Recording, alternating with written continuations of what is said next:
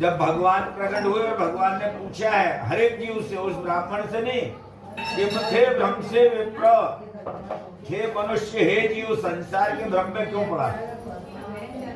ये संसार एक भ्रम है, यहाँ कोई किसी का नहीं है, सब स्वार्थ के नाते। इसलिए कहा गया सुर नर मुनि जन सबके ये रीति, स्वार्थ लागी कर ही सबकी।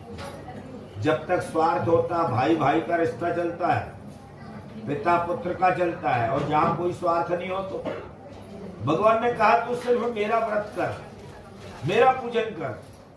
भगवान ने अपना व्रत क्या बताया? सत्य व्रत। और पूजा क्या बताई? फूल पत्ते जल। थोड़ा बाहर घूम के आ जाओ, थोड़ा सरल कर लो, फिर हो जाए। सर को एलर्जी टाइप। और अपना व्रत विधान समझा करके भगवान उसके सामने अदृश्य हो। और आपके सामने कोई खड़ा हो और अदृश्य हो जाए तो विचार तो आता है कि मेरे सामने कौन आया? अरे भगवान चतुर्भुज नारायण परमात्मा विष्णु आए, मैं पहचान नहीं सका, प्रणाम नहीं कर सका, पूजन नहीं कर सका। वो ब्राह्मण विचारों से, सबसे पहले आपको विचार पवित्र, मन को पवित्र करना पड़ेगा।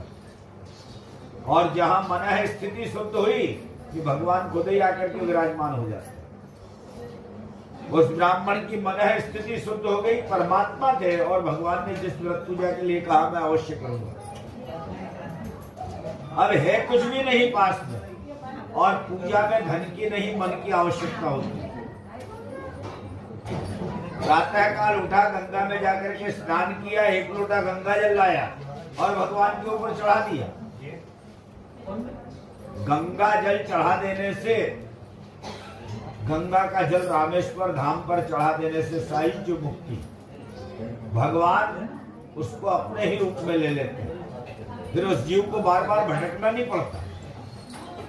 तीर्थ जल, नर्मदा जल, ताजा जल लेकर के भगवान के ऊपर चढ़ाना और भगवान की सेवा करना, पूजा करना।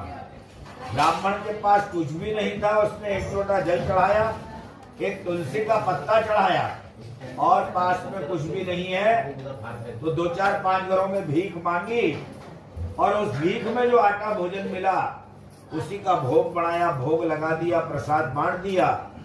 भगवान कहे एक दूसरे के घर के लाके आटे को भोग लगा करके और भगवान का भोग लगा देना और प्रसाद बांट देना और खुद ने उपवास कर लेना।